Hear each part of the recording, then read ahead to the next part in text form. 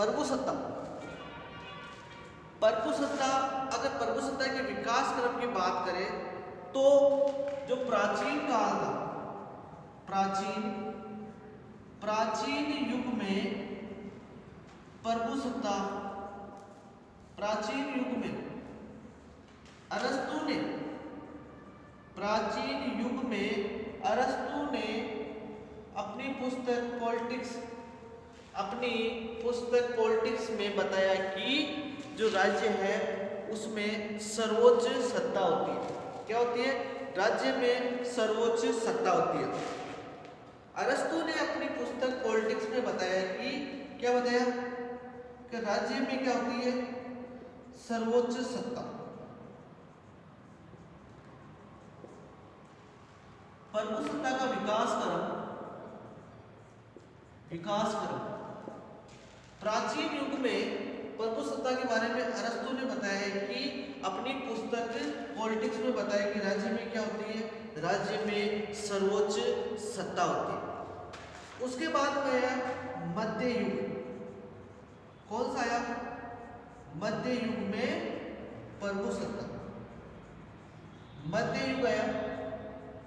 अब इस मध्य युग में इसमें क्या, इस मध्य युग में क्या लोग क्या करते थे? लोग विश्व साम्राज्य में विश्वास करते।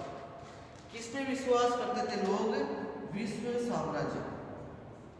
लोग विश्व साम्राज्य में विश्वास करते थे। विश्व साम्राज्य में विश्वास करते थे लोग। किसमें विश्वास करते थे? विश्व साम्राज्य में। मध्य युग में क्या थे? लोग विश्व साम्राज्य में क्या करते थे? विश्वास करते थे। लेकिन जो विश्व साम्राज्य है ये पवित्र जो रोमन साम्राज्य है इसको कहा जाता है। किसको कहा जाता था? विश्व साम्राज्य, जो पवित्र रोमन साम्राज्य, पवित्र रोमन साम्राज्य। मध्य युग में क्या आ गया? मध्य युग में लोग पवित्र रोमन साम्राज्य में विश्वास करते थे। ये जो कहते थे उन्हीं में विश्वास करते थे। इस समय चल गया था पोप और राज्य में युद्ध। इस समय किसका प्रभाव हो गया था? पोप कहते थे हम बड़े, राज्य वाले कहते थे हम बड़े। इस समय किसका प्रभाव आ गया था? पोप और राज्य, इनमें संघर्ष चलने लग गया। पोप और राज्य में क्या चलने लग गया? संघर्ष। इनके मध्य संघर्ष होने लग गया। पोप और राज्य में क्या होने लग गए? संघर्ष होने लगे। इससे क्या हो गया? इससे जो प्रभुसत्ता है ये ढंग से विकसित नहीं हो पाई। प्रभुसत्ता कहते किसे? अभी तक प्रभुसत्ता सिर्फ कहते किसे? प्राचीन काल में अरस्तु ने जरूर कहा था कि राज्यों में सर्वोच्च सत्ता होती है, लेकिन उसने प्रभुसत्ता के बारे में सही ढंग से व्याख्या नहीं की। मध्य युग में तो पोप और राज्य के संघर्ष चल रहे थे। कुछ लोग क्या कर रहे थे? इस विश्व साम्राज्य में विश्वास करते थे। ये विश्व साम्राज्य में होता पवित्र, क्या होता? पवित्र रोमन साम्राज्य। अब यहाँ पे जो राज्य और समाज होता है इसमें सामंतवादी इसका प्रभाव था। इसमें किसका प्रभाव था? राज्य और समाज में। जो राज्य और समाज था इसमें जो सामंतवादी इनका प्रभाव था। इस समय इसका प्रभाव था तो व्यक्ति फिर भी प्रभुसत्ता के बारे में नहीं सोच पाए। क्या नहीं सोच पाए? इस प्रभुसत्ता के बारे में नहीं सोच पाए। जो प्रत्येक सामंत होता है वो राज्य की सत्ता को स्वीकार नहीं करता था। तो इसके बाद में आया आधुनिक युग। क्या है? आधुनिक युग। अब क्या हुआ? इस आधुनिक युग में प्रभुसत्ता कैसे पनपी, इसको विस्तार से किसने बताया? विस्तार से किसने बताया? इस प्रभुसत्ता, जो ये प्रभुसत्ता थी इसको विस्तार से किसने बताया? आधुनिक युग में, इस आधुनिक युग में प्रभुसत्ता सबसे पहली जो विचारधारा थी वो 16वीं सदी में आई। कब आई थी? 16वीं सदी में। 16वीं सदी में आई थी। किसके द्वारा आई थी? जीन बोंदा के द्वारा। किसके द्वारा? जीन बोंदा के द्वारा। हम कह सकते हैं कि जीन बोंदा को इस प्रभुसत्ता के बारे में व्यवस्थित अध्ययन किया। तो इस जीन बोंदा को इस प्रभुसत्ता का जनक भी माना जाता है। अब तक जो प्राचीन काल था और मध्य काल था, इसमें प्रभुसत्ता को सही ढंग से किसी ने भी व्याख्या नहीं की, लेकिन जो जीन बोधा था इसने क्या किया, इस जो प्रभुसत्ता थी इसको व्यवस्थित तरीके से ढंग से इसकी व्याख्या की। इसलिए जीन बोधा क्या माना जाता है, इसका प्रभुसत्ता का क्या माना जाता है, जनक माना जाता है। फिर इसके बाद में अनेक विद्वानों ने अपने अपने विचार इस प्रभुसत्ता के बाद दिए। प्रभुसत्ता के बारे में अनेक विद्वानों ने अपने अपने विचार दिए। इन विचारों में से सबसे पहले विचार थे बोधा ने दिए, जिसको इसका जनक भी माना जाता है। इसके बाद में ग्रोसियम, कौन था, ग्रोसियम। इसके बाद में ग्रोसियम ने भी इस प्रभुसत्ता के बारे में बताया। ग्रोसियम ने भी इस प्रभुसत्ता के बारे में बताया। फिर आता है हमारे होब्स। कौन, थॉमस होब्स। थॉमस होब्स ने क्या बताया, थॉमस होब्स ने प्रभुसत्ता के बारे में व्याख्या की और प्रभुसत्ता पर कुछ प्रतिबंध लगाए थे इस बोधा ने। प्रभुसत्ता पे बोधा ने इस प्रभुसत्ता पे क्या लगाए थे, कुछ प्रतिबंध लगाए थे। क्या लगाए थे, प्रतिबंध।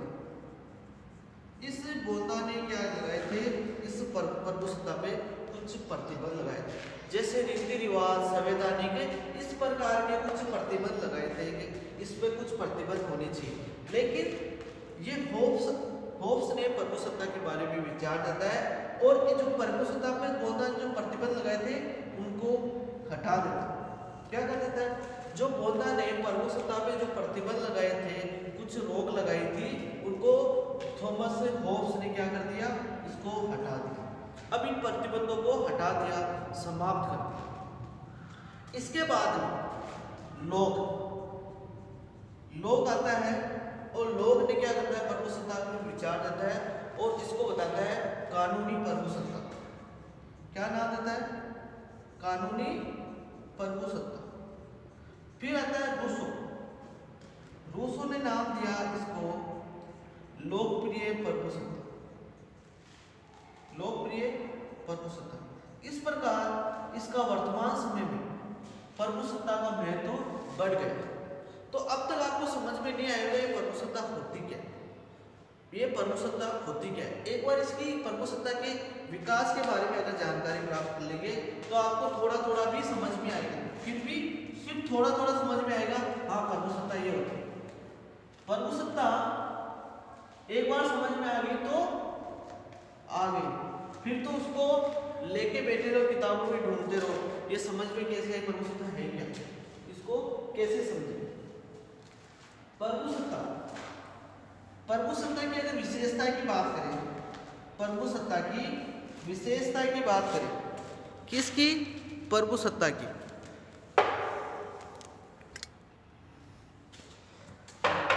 प्रभुसत्ता की विशेषताएं, प्रभुसत्ता की विशेष प्रमुख या विशेषताएं देखेंगे तो कौन कौन सी विशेषताएं, इसके बारे में अध्ययन कर लेते हैं। जो पहली विशेषता है तो है मौलिकता। कौन सी, मौलिकता या ओरिजिनलिटी। प्रभुसत्ता खुद एक मौलिकता है, इसका निर्माण किसी से नहीं हुआ, इसका निर्माण खुद से ही हुआ है, ये क्या ओरिजिनल है। और प्रभुसत्ता किसके द्वारा बनाई गई है, खुद के द्वारा ही बनाई गई है, न किसी के द्वारा। इसके बाद में निरंकुशता, इस पे कोई रोक नहीं लगा सकता। क्या, इस पे कोई रोक नहीं लगा सकता।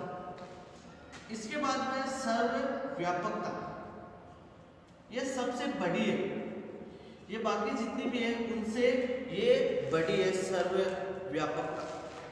फिर है स्थायित्व, ये क्या, स्थायित्व, ये एक जगह स्थिर रहती है, इधर से उधर नहीं जाती है, ये इनका स्थायित्व है। इसके बाद जो शक्ति है वो स्थायी है। उसके बाद में है ये किसी को दी जाती है, इसी का अध्ययन या इसको पृथक्करण नहीं किया जा सकता। फिर है अविभाज्य, इसको विभाजित भी नहीं किया जा सकता, अविभाजित। उसके बाद में इसमें एकता होती है, क्या होती है? एकता, अविभाज्यता, एकता। और इसके बाद में इसकी कोई अवधि नहीं होती, कोई निश्चित अवधि नहीं होती, अवधि रहित। और नेक्स्ट विशेषता की बात करें तो ये क्या है? सिर्फ एक ही है। क्या है? सिर्फ एक ही है, ये अनेक नहीं है। तो इस प्रकार हम देखेंगे तो इन सारी विशेषताओं को ढंग से देखेंगे तो इसमें क्या है? सबसे पहले अगर बात करें मौलिकता, ये क्या है? मौलिकता की हम बात करें तो किस प्रकार हम बात करेंगे, मौलिकता के बारे में क्या लिखेंगे?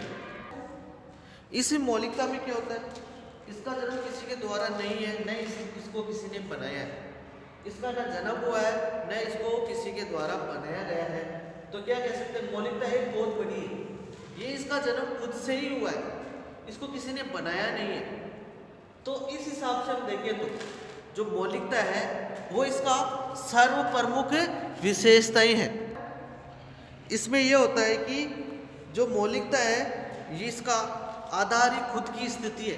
इसका जो आधार है वो स्वयं की स्थिति है और उसको न तो किसी ने बनाया है न ही किसी ने पैदा किया है।